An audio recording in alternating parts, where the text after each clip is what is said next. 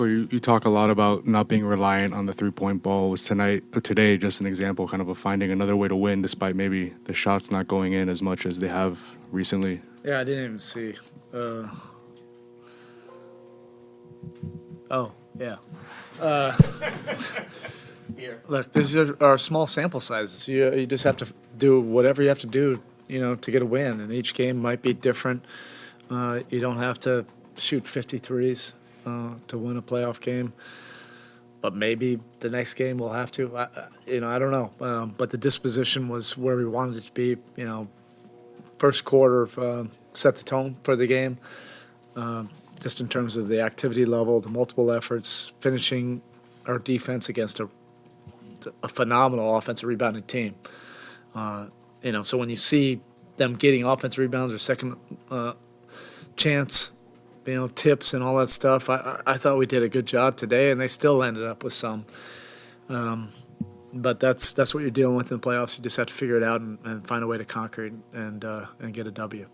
Obviously, Jimmy returns. It's a boost. It's natural. He's such a good player. But, I mean, in what aspects did you feel it with Jimmy being back, and how did that sort of open it up for the rest of the guys? Yeah, you can't put an analytic to it. It's just the overall confidence level your team has, that you can always get the ball to them and know that we'll get something efficient and coherent.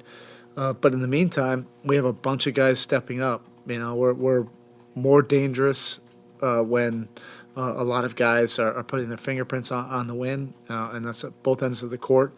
But you need a guy like Jimmy also, when you're playing against a good team, like this. More on Jimmy, Eric. Can you sort of assess just where you thought he was physically? And I know you said thigh and the on-court. Yeah, I probably should have said that. Like, he's fine.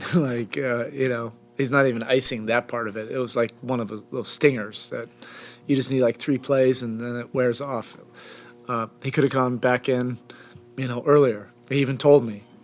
He said, if this thing gets, to whatever, put me back in there. And we kept on making some plays, to keep them at bay.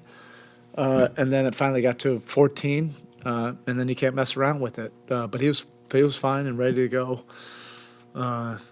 And that's what you have to respect about the players on both sides.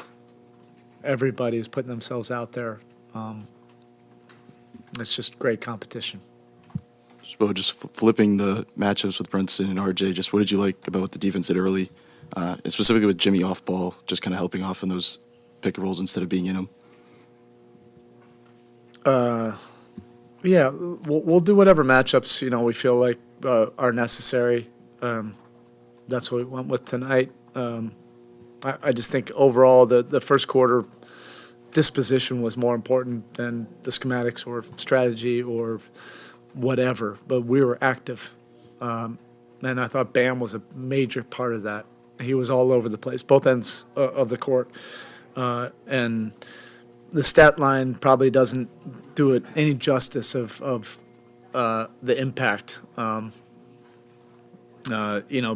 To be able to take a challenge on a great player like Randall with limited help, and then Randall's so clever; he knows how to draw fouls as well. So you can't be overly physical. And then we're also asking him, to play pick and rolls. And then rebound and finish our defense. He's our best rebounder, and we need him to do that as well.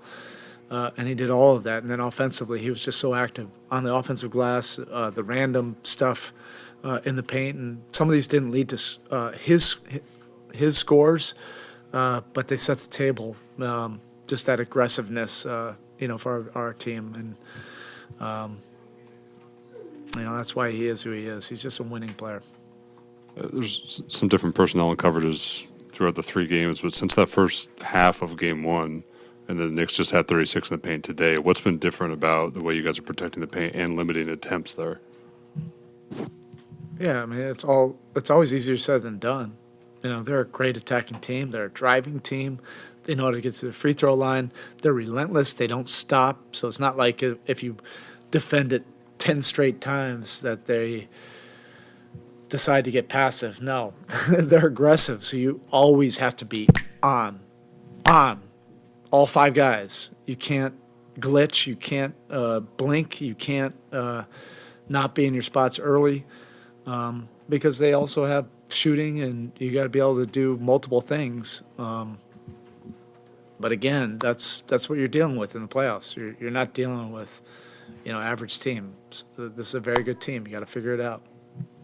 You went with the all-bench group to start the second quarter, got a 12-2 run. What do you like about what Kyle and Cody Zeller gave you, and Haywood and that whole group? Yeah, I think, one, we have trust in those guys, and they've been a big part of what we've been doing. But it always can be make it look easier when you have a Hall of Fame point guard and some veteran experience out there with those guys, so they can get you settled and get you organized when you need to. But they were really inspiring. They gave us a big time boost. So the starters set the tone, but then the bench was equally as active and efficient offensively. And Cody was really physical and smart in his minutes. Gave us a presence at the rim and on the glass. Even when he wasn't actually coming up with the rebound, he was just big and active and creating collisions that ended up being team rebounds. And then Kyle, as that kind of quarterback with a second unit. We just don't take that for granted at all because he's just really special in these kind of moments, playoff moments. The way Max got started, again, he had that back bruise, he pushed through it, he came in, and what he did for you when you talked about early and setting a tone in that good start, how important was he for setting the tone of the game? Yeah, he was, and he does a lot of good things, defensively too, just with his physicality, his blockouts, and pursuing rebounds. Even if he doesn't get it, he can tip it out of somebody else's hands. And offensively, he gave us a really big spark. He's a competitor. We knew, and we will continue to know against this team. You need a lot of guys putting their fingerprints on these games, and that's what Max was able to do, in his minutes tonight.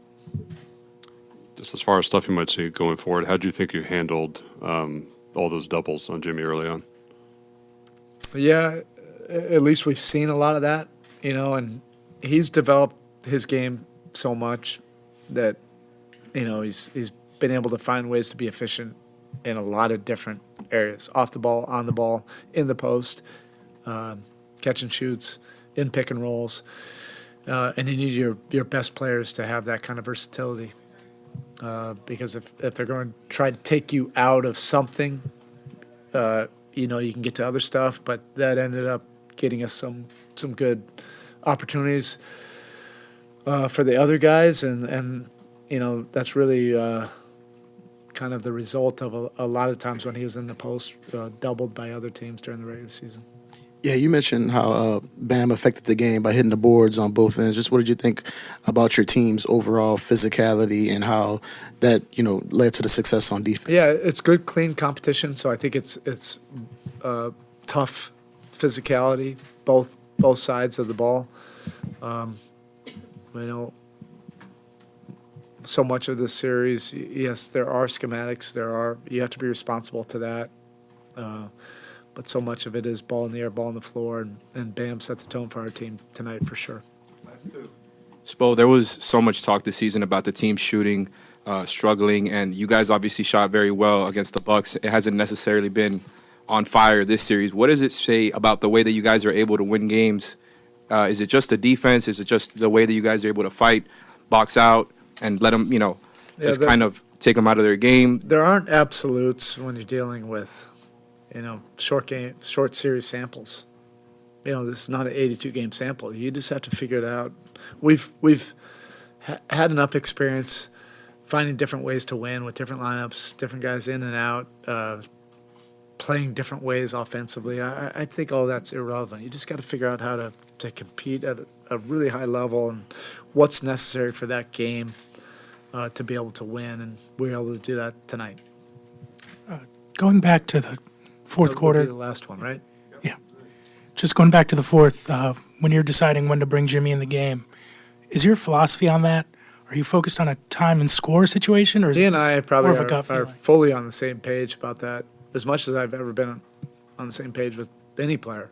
Even when we were, trying to just get him ready, for this playoff push and whatever that was, January, February, March. We're trying to control his minutes. We're totally on the same page about that, not bringing him back, fighting both of our instincts. We can be our worst enemies in this situation, but we've been in enough of these. We also trust our second unit, and if we need to do something like we did tonight, it's not like a monumental deal. Put him back in the game he was planning on going back.